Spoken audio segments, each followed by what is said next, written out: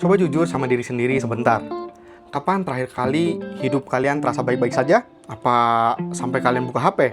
Kalau kalian gak punya waktu buat baca buku sampai ratusan halaman, santai aja. Itu wajar banget kok. Salah satu alasan saya ada di sini, ya buat itu. Biar saya yang baca, saya yang cari bagian paling pentingnya, terus kita bahas bareng. Oke?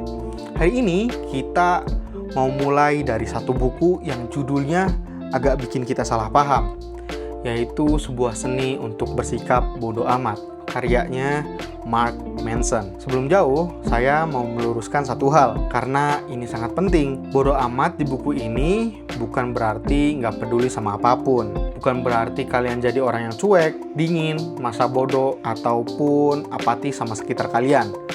Justru sebaliknya.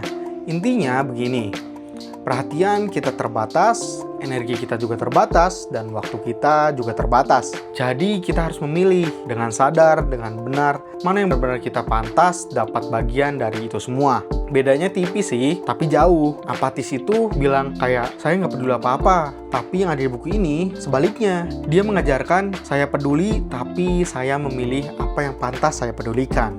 Jadi pegang itu ya, karena 6 video ke depan, kita akan berdiri di atas kalimat itu. Oke, sekarang gagasan pembuka bukunya, Manson mengatakan sebuah ide yang dia ambil dari filsuf bernama Alan Watts. Namanya The Backward Law, hukum yang terbalik. Bunyinya kira-kira seperti ini. Semakin keras kita mengejar sesuatu, semakin kuat perasaan bahwa kita belum punya sesuatu itu. Contohnya, coba bayangkan, semakin keras seseorang berusaha merasa bahagia setiap hari, semakin sering dia sadar bahwa hari ini dia nggak bahagia. Dan semakin seseorang terobsesi jadi kaya, semakin dia merasa uangnya masih kurang. Semakin seseorang pingin kelihatan percaya diri, semakin dia sadar juga sama rasa insecure-nya sendiri. Ya, itu sangat aneh. Padahal usahanya keras, niatnya baik, tapi hasilnya malah kebalikannya. Karena ngejar sesuatu itu secara diam-diam adalah cara kita mengumumkan ke diri sendiri bahwa diri kita itu belum punya. Dan jujur, hari ini kita hidup di zaman yang paling jago bikin kita merasa kurang.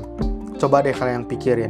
Kalian ada di malam hari, malam minggu, kalian di kamar, capek sebenarnya, nggak ada masalah apa-apa. Terus kalian buka Instagram atau medsos yang lainnya, melihat teman kalian lagi di Bali, yang satu baru ganti mobil atau motor, yang satu baru wisuda, yang satu posting foto lamaran. 10 menit kemudian, kalian nutup HP-nya dan tiba-tiba muncul kalimat itu di kepala kalian. Kalimatnya seperti ini, kok hidup saya gini aja ya? Atau kata orang-orang pada bilang, kok hidup gue gini aja ya? Gitu. Padahal 10 menit sebelumnya, kalian baik-baik aja. Padahal nggak ada perubahan dari hidup kalian dalam 10 menit itu. Yang berubah cuma pembandingnya. Dan itu terjadi setiap hari, berkali-kali, sambil rebahan. Nah, buku ini punya satu istilah yang menurut saya paling jujur, yaitu kata-katanya seperti ini, feedback loop from hell, yang artinya adalah lingkaran umpan balik dari neraka. Ya, kedengarannya sangat dramatis, tapi coba dengar dulu bentuknya. Kalian cemas, itu satu lapis nih, satu lapis. Lalu kalian mikir, kenapa sih gue cemas terus? Harusnya kan gak gini. Sekarang kalian cemas karena kalian cemas, gitu. Jadi ada 2 lapis gitu loh. Atau kalian sedih, lalu kalian merasa bersalah karena sedih itu. Nih, sedih jadi merasa bersalah. Padahal kata hidup kalian itu cukup baik. Atau kalian gak pede, lalu kalian malu karena gak pede. Dan rasa malu itu bikin kalian makin gak pede. Nah, pede, malu, jadi makin gak pede gitu loh. Jadi masalahnya sering bukan emosi pertamanya. Masalahnya adalah lapisan kedua, reaksi kita terhadap emosi itu. Dan yang bikin capek biasanya bukan lapisan pertama, tapi lapisan-lapisan di atasnya yang kita tumpuk sendiri. Oke, tapi sebentar. Saya harus rem di sini, dan ini serius. Menerima emosi negatif itu memang bisa mengurangi lapisan penderitaan tambahan tadi. itu masuk akal, dan secara psikologis itu idenya nggak asing. Tapi bukan berarti semua hal selesai dengan ya udah, terima aja.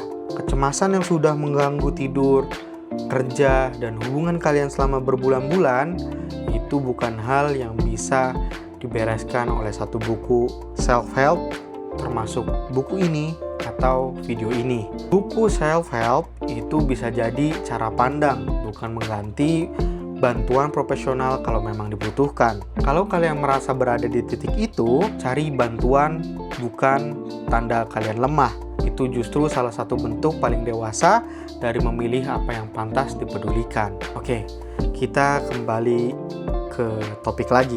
Kalau digabung, gagasan pembuka buku ini kira begini. Kita tumbuh di budaya yang bilang bahwa hidup yang baik itu hidup yang mulus, tanpa masalah, tanpa rasa sakit, dan selalu positif. Terus setiap kali hidup kita nggak mulus, dan hidup memang nggak pernah mulus, kita merasa ada yang salah sama diri kita. Padahal mungkin nggak ada yang salah. Hidup mungkin memang begitu bentuknya hidup. Jadi mungkin masalah kita bukan terlalu banyak masalah. Mungkin masalahnya adalah kita berharap hidup seharusnya nggak punya masalah sama sekali. Dan itu bawa kita ke pertanyaan berikutnya yang jauh lebih nggak nyaman. Kalau masalah memang nggak bisa dihapus dari hidup, berarti pertanyaannya bukan lagi gimana caranya hidup tanpa masalah, tapi masalah mana nih yang mau kita jalani gitu. Jadi teman-teman bayanginnya gini, jangan mikirnya aduh banyak banget ya masalah hidupnya ya. Tapi yang sekarang kalian bayangin itu, nih dari banyaknya masalah itu, mau masalah mana nih yang kalian bahas? Mau masalah mana nih yang kalian mau hadapin? Jadi saya di sini tuh bukan ngasih tahu kalian untuk lari dari masalah. Kalian harus dapat memilah-milih mana nih masalah yang harus dahulu ditangani dengan serius, ataupun masalah mana nih yang ternyata sepele, cuman gara-gara kita mikirnya berlebihan ngebuat jadi seakan-akan masalah tersebut besar gitu loh.